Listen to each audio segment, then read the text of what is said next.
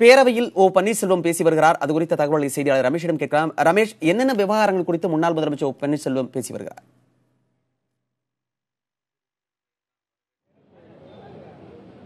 சட்டப்பேரவையில் தற்பொழுது காரசார வாதம் நடைபெற்றிருக்கிறது. குறிப்பாக உணவுத்துறை மானிய கோரிக்கையில் திமுக எம்எல்ஏ ஏவா வேலு பேசும்பொழுது, கடந்த ஜனவரி பிப்ரவரி மாதங்களில் தூரம்பருப்பு உள்ளிட்ட பருப்பு வகைகள், அத்தியாவசிய பொருட்கள் ரேஷன் கடைகளில் ஏன் வழங்கப்படவில்லை என்று கேட்டார். அப்பொழுது பேசிய எதிர்க்கட்சி தலைவர் ஸ்டாலின் என்ன சொன்னார்னா, ஏற்கனவே காமராஜர் அப்பொழுது மார்ச் மாதம் பேட்டியளித்த உணவுத்துறை அமைச்சர் காமராஜ் பன்னீர்செல்வம் முதலமைச்சராக இருந்த டிசம்பர் மாத காலங்களில் அந்த டெண்டர்களுக்கான கையெழுத்து போடாததுதான் பருப்பு விநியோகத்திற்கு காலதாமதம் என்று சொல்லியிருந்தார்.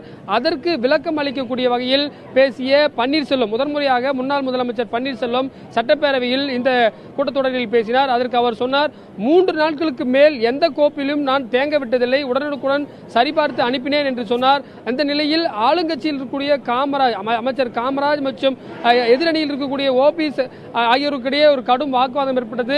இதுபோன்ற அதிமுகவில் இதுபோன்று முன் எப்போதும் நடந்தது கிடையாது. ஏனென்றால் அதிமுகவில் இருக்கிறவர்களே மாறி மாறி கருத்துக்களை சொல்லிக் கொண்ட விஷயங்கள் ஒரு பரபரப்பான சமமாக பார்க்கப்பட்டது. அது மட்டுமில்லாமல் குறிப்பாக உணவு பாதுகாப்பு சட்டம் யார் கொண்டு வந்தது என்ற குறித்த காரசார வாதமும் நடைபெற்றது.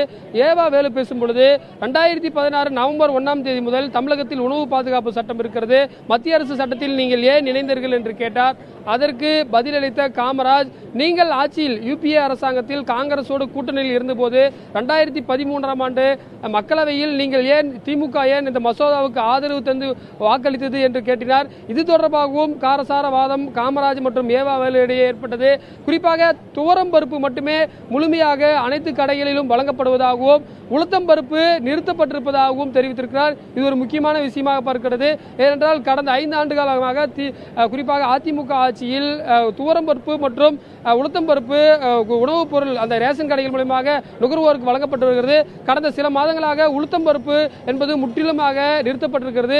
இதற்கு பதிலளித்து பேசிய அமைச்சர் காமராஜ், குறிப்பாக அனைத்து அட்டைதாரர்களுக்கும் துவரம் பருப்பு 1 கிலோ வழங்கப்படுகிறது என்றும் உளுத்தம் பருப்பு நிறுத்தப்பட்டிருக்கிறது என்றும் ஒரு அறிவிப்பை வெளியிட்டிருக்கிறார். இவையெல்லாம் முக்கியமான விஷயங்களாக இன்றைக்கு பார்க்கலாம். மணிமாறன். ரமேஷ், உணவுத்துறை அமைச்சர் காமராஜ் அவரோட தரப்பிலிருந்து இந்த கால தாமதத்திற்கு என்னென்ன காரணங்கள் கூறப்படுகிறது?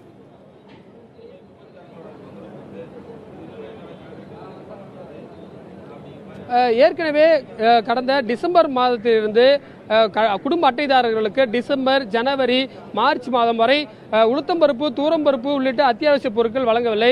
இதை எதிர்ப்பு தெரிவித்து திமுக சார்பில் ரேஷன் கடை முன்பாக அந்தந்த தொகுதி மாவட்டங்களில் நடைபெற்றது. அனைத்து எம்எல்ஏக்களும் ஆய்வு செய்தார்கள். இது குறித்து எதிர்க்கட்சி தலைவர் ஸ்டாலின் சட்டமன்றத்தில் பேசினார். எங்களுடைய எம்எல்ஏக்கெல்லாம் ஆய்வு செய்தார்கள். இந்த காலதாமதத்திற்கு காரணமே நீங்களே பேட்டி கொடுத்தீர்கள், ஓபிஎஸ் தான் கையெழுத்து போடவில்லை என்று நீங்கள் அப்பொழுது சொன்னீர்கள். இப்பொழுது உங்களுடைய நிலைப்பாடு என்ன என்று கேட்டார். அதற்கு காமராஜருக்கு பதிலாக பன்னீர்செல்வம் பதிலளித்தார். பன்னீர்செல்வத்திற்கு சபாநாயகர் வாய்ப்பு கொடுத்தார். பன்னீர்செல்வம் எழுந்து என்ன சொன்னார்னா, நான் 3 நாட்களுக்கு மேல் எந்த கையெழுத்திலும் போடாமல் விட்டதில்லை, உடனுக்குடன் கோப்புகளை சரிபார்த்து அனுப்பிவிட என்னால் காலதாமதம் ஆகவில்லை என்று சொல்லியிருக்கிறார்.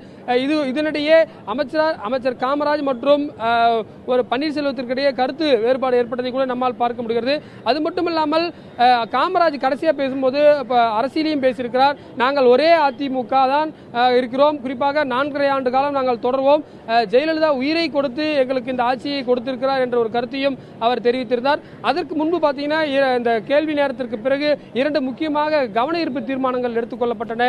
இலங்கை கடற்படையால் மீனவர்கள் குறிப்பாக சுடப்படுவது போன்ற சம்பவத்திற்கும் கவன ஈர்ப்பு தீர்மானம் கொண்டப்பட்டது. குறிப்பாக வறட்சி நிவாரணம், தமிழகம் முழுவதும் வறட்சி நிவாரணம் வழங்கப்பட்டது. இதில் குறைபாடு இருப்பதாக திமுக எம்எல்ஏ துரை சந்திரசேகர் கொண்டு வந்த தீர்மானமும் எடுத்துக் கொள்ளப்பட்டதற்கு அதற்கு ஆர்பி உதயகுமார் வருவாய்த்துறை அமைச்சராக இருக்கக்கூடியவர் பதிலளித்து பேசும்பொழுது, வறட்சி நிவாரணம் என்பது முழுமையாக வழங்கப்பட்டதாகவும் எந்த குறையும் இல்லை என்றும் விளக்கம் அளித்திருக்கிறார். இவையெல்லாம் இன்றைக்கு நடைபெற்ற சம்பவங்களாக நம்மால் பார்க்க முடியும். மணிமாறன்.